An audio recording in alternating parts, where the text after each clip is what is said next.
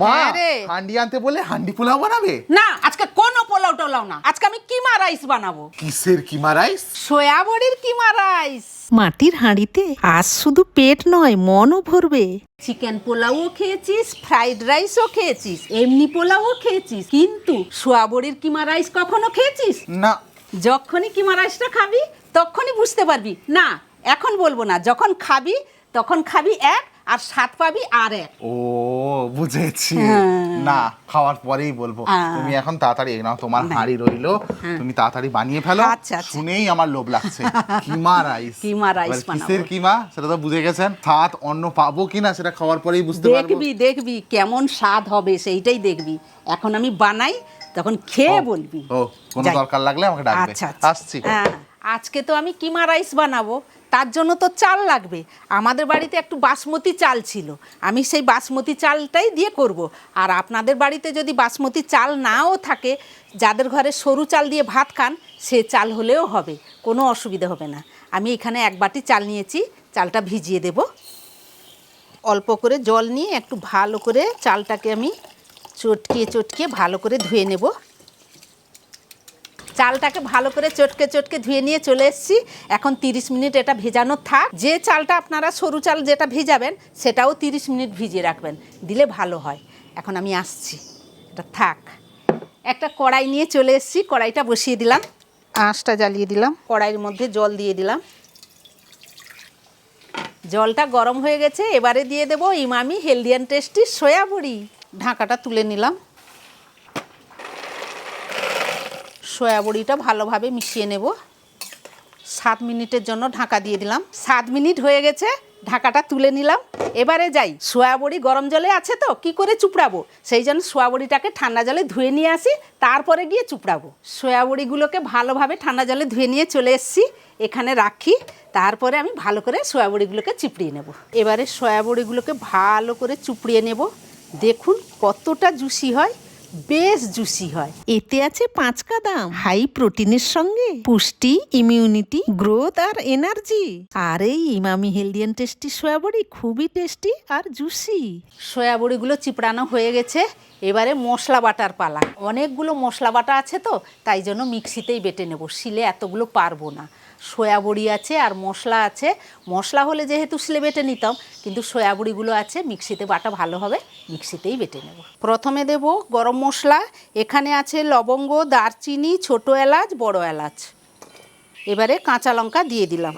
এবারে দেব আদা, এবারে দেব রসুন, এবারে দেব পেঁয়াজ কুচি আর টমেটো কুচি। পেস্টটা বানিয়ে নিই।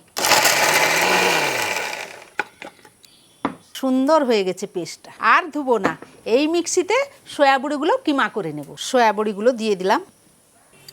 যাই, কিমাটা এবারে বানিয়ে নেব। হয়ে গেছে, কিমাটাকে একটা পাত্রে ঢেলে নিলাম। কিমাটা খুব সুন্দর হয়েছে, আর একটা গোটা থাকলেও কোনো অসুবিধে নেই। এই রকমই কিমা হয়। সমস্ত গোছানো হয়ে গেছে, এবারে রান্নার পালা। তাই জন্য একটা কড়াই নিয়ে চলে এসেছি, কড়াইটাও বসিয়ে দিলাম, গ্যাসটা জ্বালিয়ে দিচ্ছি। কড়াই গরম হয়ে গেছে, সর্ষের তেল দিয়ে দিলাম। তেলটা গরম হয়ে গেছে, এবারে মিক্সিতে যে আমি মশলাটা পেস্ট করেছিলাম ওটা আমি দিয়ে দেবো। মশলাটাকে 5 মিনিটের মতো ভালোভাবে কষিয়ে নেব। আঁচটাকে কিন্তু একটু মাঝারি রাখবো। হ্যাঁ, মশলা থেকে তেলটা ছেড়ে এলে তারপরে আমি গুঁড়ো মশলাগুলো সব দিয়ে দেবো। মশলা থেকে তেলটা ছেড়ে এসছে, এবারে দিয়ে দেবো গুঁড়ো মশলা। প্রথমে দেব নুন, পরিমাণ মতো নুনটা দিয়ে দিলাম। ধনে গুঁড়োটা দিয়ে দিলাম। হলুদ গুঁড়ো, তারপরে হলুদ গুঁড়ো দিয়ে দিলাম। জিরে গুঁড়ো, তারপরে দিয়ে দিচ্ছি জিরে গুঁড়ো। লঙ্কার গুঁড়ো, তারপরে দিয়ে দিচ্ছি লঙ্কার গুঁড়ো। আর লাস্টে দেব টক দই। এবারে সব মশলাগুলোকে হালকা আঁচে কষিয়ে নেব। হালকা আঁচে কেন কষিয়ে নেব সেটা তো ভালোভাবেই জানেন, কারণ যেহেতু টক দইটা পড়েছে, সেটা ভালো করে কষিয়ে নিতে হবে, বেশি আঁচ দিলে ফেটে যাবে। তেলটা না ছাড়া অবধি ভালো করে একটু কষিয়ে নিই। দেখবেন, আসুন মশলাটা কি সুন্দর কষানো হয়েছে। ভালো করে কষানো হয়ে গেছে, তেলটাও দেখুন ছেড়ে এসছে মশলা থেকে। এবারে Emami healthy and tasty soya বড়িটা যে কিমা করে রেখেছিলাম ওইটাই দিয়ে দিচ্ছি। আবারও ভালোভাবে 5 মিনিটের মতো কষিয়ে নেব। এটাকে ভালো করে কষতে হবে, যাতে সয়া বড়িগুলো মশলার সাথে ভালোভাবে কষে যায়। দেখুন, মশলার সাথে সয়া বড়ির কিমাগুলো ঠিক অন্য রকম লাগছে। অল্প জল দিয়ে দিচ্ছি, আবারও সয়া বড়িগুলোকে কষিয়ে নেব। 5 মিনিটের মতো কষিয়ে নিয়েছি, ভালোভাবে কষানোও হয়ে গেছে সয়াবড়িগুলো। এবারে কি করব? না এখন বলবো না, পরে বলছি। গ্যাসটা বন্ধ করি। সয়াবড়ি কষানোটাকে এখানে আমি রেখে দিলাম। এইবারে তো আসল, এবারে এই মাটির হাঁড়িতে বানাবো সয়াবড়ি কিমা রাইস। হাঁড়িটা বসিয়ে দিলাম, সয়াবড়ির মশলা কষাটা এখানে রাখলাম। এবারে কি করব? সয়াবড়ি মশলা কষাটা হাঁড়ির মধ্যে দিয়ে দেব, সবগুলো দিয়ে দেব। চালটা যে ভিজিয়ে রেখেছিলাম 1 বাটি চালটা, ওটা দিয়ে দিচ্ছি। এবারে এই বাটিতে যে আমি 1 বাটি চাল নিয়েছিলাম, এই জন্য আমি এই বাটিতে 2 বাটি জল নিয়ে নেব। 1 বাটি 2 বাটি সবগুলোকে ভালোভাবে মিশিয়ে নিলাম। ঢাকা দিয়ে দিলাম, আঁচটা জ্বালিয়ে দিলাম। এবারে কি করব? আঁচটাকে মাঝারি করে দিই, 20 মিনিট সে দমে ধিকি ধিকি সেটা ফুটতে থাকুক। ততক্ষণে আমি সমস্ত এগুলো গুছিয়ে নিই, তারপরে এসে দেখবো হয়ে গেছে, 20 মিনিটও হয়ে গেছে। আসছি তাহলে, এগুলো গুছিয়ে নিই। 20 মিনিট হয়ে গেছে। এই কলা পাতাটা এখানটা আমি রাখলাম, গ্যাসটা বন্ধ করলাম। কিন্তু আরও 10 মিনিট এটা বসুক দমে, কারণ এটা হয়তো জল একটু যদি থাকে সেটা শুকে যাবে আর মজবে ভালো। ততক্ষণে আমি বাবুকে ডেকে দিই। বাবু রে, রান্না হয়ে গেছে, সয়াবড়ি কিমা রাইস খাবি আয়। এই নে কলা পাতায় আজকে খা। কলা পাতায়? হ্যাঁ। আর সেটা কোথায়? আয় তো, এই সয়াবড়ি হান্ডি কিমা রাইস কেমন হয়েছে দেখি। দেখ, বাহ, দারুণ, গন্ধটা তো অসাধারণ বেরিয়েছে গো মা। হ্যাঁ। দেখতে তো অপূর্ব হয়েছে। ঢালো ঢালো। ঢালবো? হ্যাঁ ঢালো। এই সয়াবড়ি কিমা রাইস শুধু পেট নয়, মনও ভরে। সাধারণ রান্নায় একটু যত্ন আর পুষ্টিকর উপাদান যোগ হলেই সেটা হয়ে ওঠে অসাধারণ। খাই নাকি? হ্যাঁ হ্যাঁ। গন্ধ তো যা বেরিয়েছে, ও দেখতেও যা অসাধারণ লাগছে। খাই, এবার স্টার্ট করি। সয়াবড়ির কিমা আর রাইসটাও কি সুন্দর, গোটা গোটা না? হ্যাঁ, একদমই সুন্দর, গোটা গোটা। হ্যাঁ। আর একটু কাদা কাদা নয়। সব মাপ ঠিক আছে তো, ওই জন্য সুন্দর। সব সুন্দর হয়েছে। দারুণ। এবার জাস্ট কিমাটা নিলাম, খেয়ে দেখ। হাতটা মাখলাম, বড়াসটা পাকলাম। হ্যাঁ, কেমন লাগছে বল? আমি তো চমকে গেলাম মা। হ্যাঁ তো, আমাকে শুধু খেতে দাও, খুব ভালো। হ্যাঁ, একটু খেতে দাও। খেয়ে নে খা।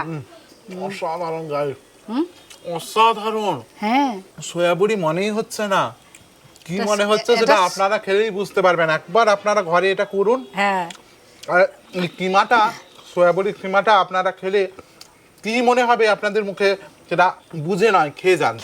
খেয়ে বুঝবেন তার স্বাদটা কেমন। অপূর্ব। অসাধারণ, অসাধারণ, এক কথায় অতুলনীয়। হ্যাঁ, যেমন ভাতটাও মুখে, রাইসটাও পড়ছে, আর ছোট ছোট মানে সোয়াবড়ির কিমাগুলোও মুখে পড়ছে। আহ, দারুণ কি লাগছে, বলবো, দারুণ মানে লাগছে। নাও নাও খুব ভালো। নাও, খাও। তুই খা। অপূর্ব, বিশ্বাস করুন। আর বিশেষ করে না, যখন কিমাগুলো মুখে পড়ছে না, সেটা অপূর্ব স্বাদ লাগছে। মানে অন্য লেভেলের স্বাদ, বললো যাকে বলে অন্য লেভেলের স্বাদ। মানে আপনারা খেয়ে, সত্যি কথা বলছি, না খেয়ে আপনারা সত্যি বুঝতে পারবেন না এর স্বাদের বৈশিষ্ট্যটা কি। এত সুন্দর, অসাধারণ। কি বানারে গো মা, অপূর্ব। আর এটা টাইমও বেশি লাগলো না। জাস্ট মশলাটা কষাবেন, সব মশলা পেস্ট করে কিমা বানিয়ে কষিয়ে নেবেন, হাঁড়িতে বসিয়ে দেবেন, বাস। এই সোয়াবড়ির কিমা রাইসটা খেলে পেট ভরবে না, মনটাও ভরে যাবে, এত সুন্দর হয়েছে। সত্যি না, সত্যি সত্যি মন ভরে যাবে। খুব খুব খুব ভালো। সুন্দর। আর মা জানো তো, সাধারণ রান্নায় একটুখানি যত্ন আর যদি পুষ্টিগত কিছু জিনিস দেওয়া হয়, হ্যাঁ। সে রান্না কিন্তু অসাধারণ হয়ে ওঠে। খুব ভালো হয়, খুব ভালো খুব হয়ে ভালো ওঠে। হয়।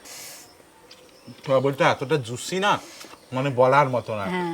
আমাদের বাড়িতে সয়াবড়ি এলে এই ইমামি হেলদি অ্যান্ড টেস্টি সয়াবড়িটাই বেশিরভাগ আসে, আসে। হ্যাঁ। কেন বলুন তো? কারণ এতে না প্রচুর পরিমাণে প্রয়োজনীয় নিউট্রিয়েন্টসও আছে, ভাইটাল নিউট্রিয়েন্টস যেটা বলে, আর প্রোটিনও ভরপুর আছে। খাবার সত্যি খুব সুস্বাদু করে তোলে, তাই না? হ্যাঁ। অসাধারণ লাগে, অসাধারণ। আমারও খুব ভালো লাগে সোয়াবড়ি খেতে। আমি এইটাই আনি, এই ইমামি হেলদি অ্যান্ড টেস্টি সোয়াবড়িটাই নিয়ে আসি। আমাদের ঘরে এটা প্রায় আছে। যখন বেশিরভাগ যখন নিরামিষ করি, আর রান্না ভালোও করে খাই। লাগে।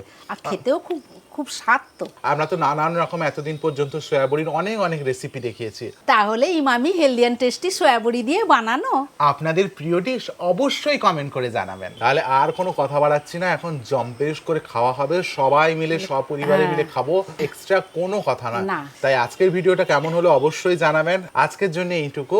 আবার ফিরে আসছি অন্য রেসিপি নিয়ে। ততক্ষণ আপনারা ভালো থাকবেন, সুস্থ থাকবেন, ভালো মন্দ খাবার খাবেন। হ্যাঁ। এই সোয়া বড়ি কিমা রাইস অবশ্যই বাড়িতে বানাবেন। আমি চ্যালেঞ্জ করে বলতে পারি সবাই চমকে যাবে খেয়ে, আর ভালোবেসে সবাই বলে উঠবে দারুণ।